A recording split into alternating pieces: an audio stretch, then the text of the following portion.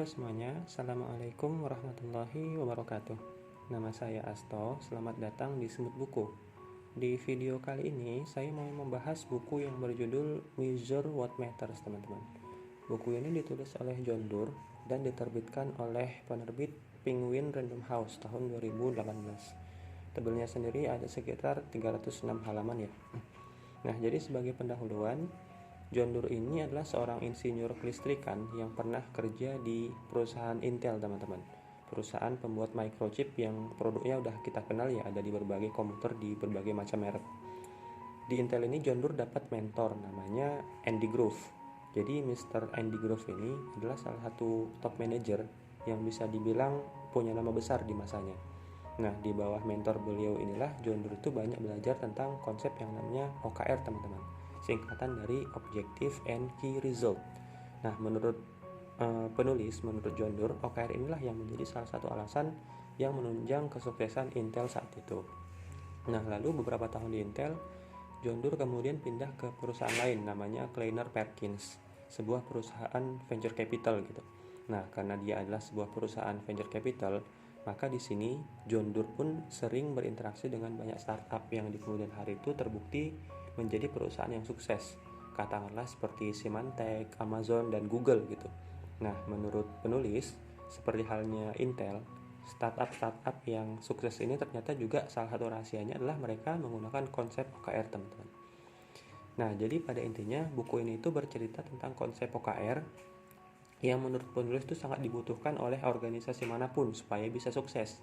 Nah, lalu di buku ini penulis banyak ngasih studi-studi kasus penerapan OKR di berbagai perusahaan, mulai dari Intel sendiri, kemudian Intuit, Nuna, Zume, kemudian Gates Foundation, sampai Google.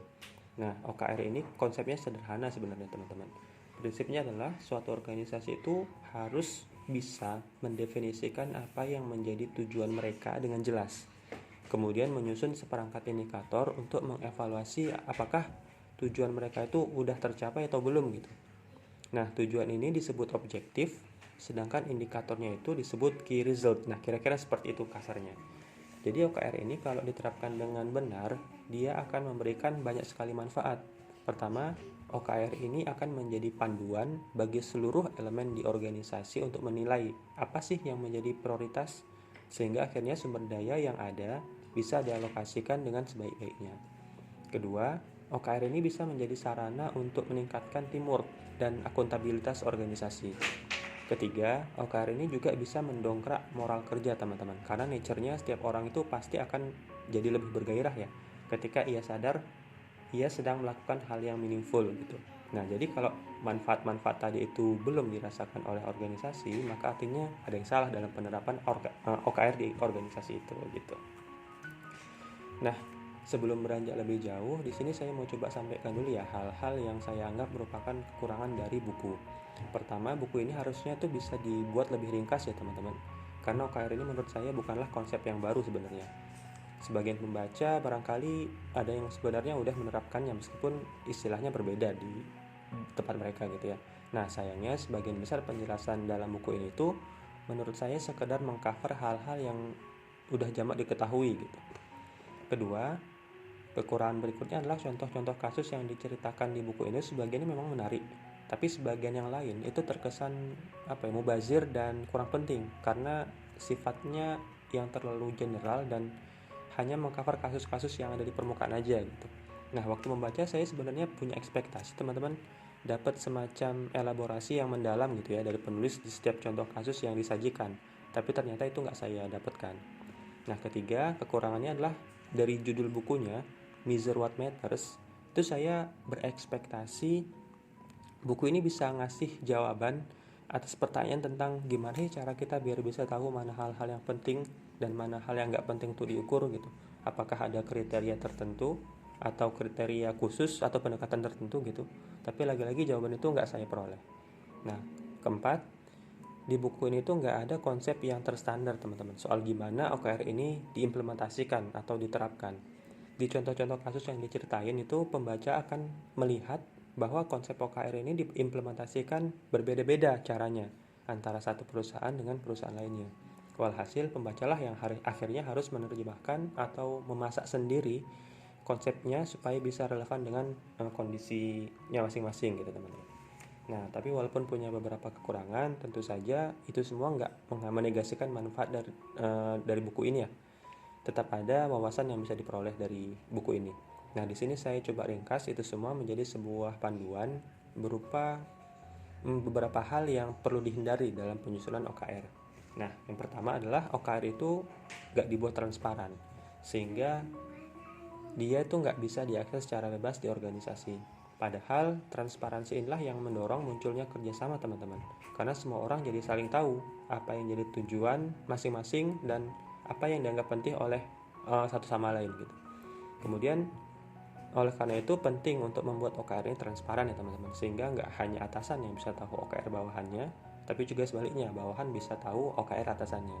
Nah, jadi intinya semua antar peers di organisasi itu sebaiknya saling mengetahui OKR masing-masing. Yang kedua, objektif itu dibuat terlalu banyak sehingga nggak mencerminkan prioritas organisasi.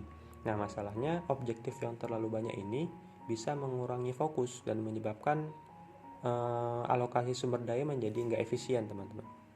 Sehingga pada akhirnya kinerja organisasi pun menjadi mediocre. Nah, oleh karena itu, OKR ini harus mencerminkan apa yang dianggap prioritas bagi organisasi.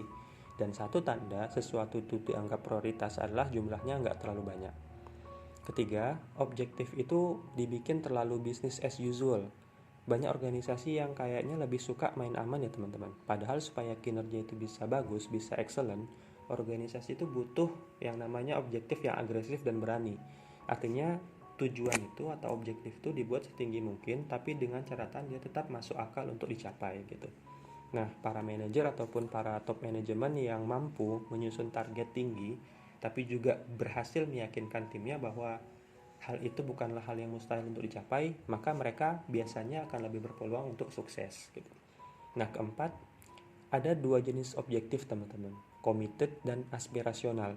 Nah, kadang organisasi itu masih suka kebolak-balik nih memahami keduanya. Committed di sini artinya adalah objektif itu wajib ya teman-teman, wajib tercapai, harus tercapai 100%. Kalau nggak tercapai berarti ya ada sanksi lah kira-kira gitu. Nah, sedangkan objektif yang aspirasional itu boleh nggak tercapai teman-teman, boleh tercapai kurang dari 100%. Jadi kalau committed itu wajib, maka aspirasional ini sunnah, kira-kira gitulah gampangnya. Nah, kalau objektif yang sifatnya aspirasional itu dianggap committed, nah ini bisa bikin tim jadi salah prioritas. Nah, sebaliknya, kalau objektif yang committed dianggap aspirasional, ini bisa bikin tim jadi kurang serius dan bermalas-malasan. Nah, oleh karena itu, semua pihak dalam organisasi itu harus aware mana objektif yang committed dan mana yang aspirasional supaya bisa merespon keduanya secara proper. Nah, kelima, key result yang dibuat itu nggak mengcover objektif secara keseluruhan teman-teman.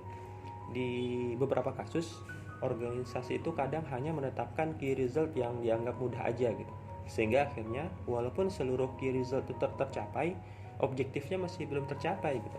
Nah, padahal idealnya key result itu kan harus dibuat mencerminkan objektif. Kalau key resultnya itu tercapai 100%, berarti maknanya objektif juga harus tercapai 100% dong kan, kira-kira gitu. Kalau belum demikian, maka artinya perlu ada penambahan key result supaya bisa mengcover objektif secara lebih baik. Nah, yang keenam adalah key result itu dibuat kurang komprehensif teman-teman, sehingga berpotensi di bypass gitu. Nah, contohnya gini, misalnya ada sebuah divisi public relation di sebuah organisasi itu bikin key result berupa tersampaikannya siaran pers di media, baik cetak, elektronik maupun daring. Nah, karena key result ini nggak disertai dengan key result lain, maka organisasi itu bisa secara asal-asalan meletakkan siaran persnya tanpa katakanlah mempertimbangkan pangsa pasar dari media, durasi, timing, dan penempatan berita, dan seterusnya gitu. Nah, akhirnya apa? Akhirnya siaran pers itu memang tersampaikan ke berbagai media, tapi dia menjangkau audiens yang salah. Atau dengan kata lain, key result ini seolah-olah tercapai, tapi nggak berdampak pada objektif gitu. Nah, oleh karena itu, suatu key result yang berpotensi di bypass seperti ini tuh perlu diiringi dengan key result lain untuk mengontrol kualitasnya gitu. Nah, teman-teman, selain keenam hal tadi, buku ini juga menjelaskan konsep CFR ya, Conversations, Feedback, and Recognition gitu, untuk menunjang implementasi OKR. Tapi nggak usah ngerasa rumit ya. Jadi intinya OKR ini itu bukanlah hal yang statis, melainkan hal yang sifatnya dinamis dan bisa diperbaharui kalau memang dianggap perlu. Nah, prinsipnya OKR ini harus dikomunikasikan gitu. Intinya itu. OKR ini harus dikomunikasikan secara terus-menerus, mulai dari top manajemen sampai ke bawah ke level individu karyawan. Kemudian dalam pembuatannya pun OKR ini sebaliknya nggak disusun secara otoriter ya. Jadi nggak top down semata-mata gitu, tapi juga mempertimbangkan masukan dari para frontliner dan semua elemen yang ada di organisasi. Jadi berembuk lah kira-kira gitu. Ada yang top down, ada juga yang bottom up.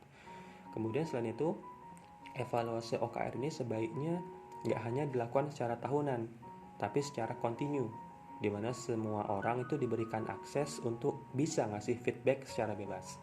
Nah, ketercapaian maupun enggak tercapaian OKR itu harus dikomunikasikan secara terbuka, dan itu sebaiknya disarankan oleh penulis tidak dijadikan satu-satunya alasan atau dasar untuk skema kompensasi. Jadi kalau 100% tercapai maka 100% kompensasi, 90% tercapai 90% kompensasi, nggak gitu. Sebaiknya nggak seperti itu. Jadi perlu ada matriks lain, hal lain yang harus dipertimbangkan dalam kompensasi, sehingga orang nggak menganggap OKR sebagai sebuah sebuah hal yang bisa dimanipulasi hanya untuk memaksimalkan kompensasi mereka. Nah, akhir kata, sejujurnya bagi saya buku ini tuh sedikit kurang memenuhi ekspektasi ya teman-teman. Bahasanya itu sebagian besar itu terlalu umum dan saya kira bukan hal yang baru gitu. Selain itu penjelasannya juga kurang mendalam ya, dan isi bukunya itu belum menjawab pertanyaan-pertanyaan penting yang ada di benak saya. Nah, barangkali kita bisa dapat penjelasan yang sebanding atau yang sepantaran cukup melalui video ataupun artikel-artikel di internet, baik yang dibuat oleh John Doerr sendiri maupun narasumber lainnya. Tapi walaupun demikian bukan berarti buku ini jelek ya teman-teman. Tetap ada banyak manfaat yang bisa kita gali, bisa kita dapat dari buku ini. Antara lain seperti yang udah saya kemukakan tadi. Nah, selain itu saya juga suka ketika di bagian akhir si penulis ini merekomendasikan beberapa literatur lain untuk dibaca. Nah, di sana diantaranya ada dia merekomendasikan buku Good to Great yang ditulis oleh Jim Collins dan buku How Google Work yang ditulis oleh Eric Schmidt dan Jonathan Rosenberg, dua orang eksekutif yang ada di Google itu ya. Yang saya tahu karena saya udah pernah baca juga, dua buku itu adalah buku yang lumayan bagus gitu. Di samping buku-buku dari penulis lainnya ya yang direkomendasikan oleh penulis. Nah, saya kira rekomendasi kayak gini itu baik ya teman-teman, karena bacaan-bacaan yang tadi itu tentunya bisa saling melengkapi dan menambah wawasan kita secara lebih baik. By the way, buku ini terafiliasi dengan situs whatmatters.com teman-teman. whatmatters.com gitu, What Matters teman, yang juga dikelola oleh John Doerr. Jadi bagi pembaca yang tertarik mau memperoleh ulasan lebih lanjut itu bisa mengunjungi website tersebut. Oke teman-teman, itu aja sharing dari saya perihal buku Measure What Matters kali ini. Makasih buat teman-teman yang udah meluangkan waktu untuk nonton sampai sejauh ini. Silahkan klik tombol like kalau seandainya suka, dan dislike aja kalau nggak suka ya. Jangan segan-segan juga untuk ngasih komentar, mana tahu ada teman-teman yang tertarik untuk diskusi ataupun ngasih perspektifnya lebih lanjut. Kalau mau sharing-sharing bacaan sejenis juga nggak masalah. Semoga video ini ada manfaatnya. Sampai jumpa di video review buku selanjutnya. Saya Asto. Assalamualaikum warahmatullahi wabarakatuh.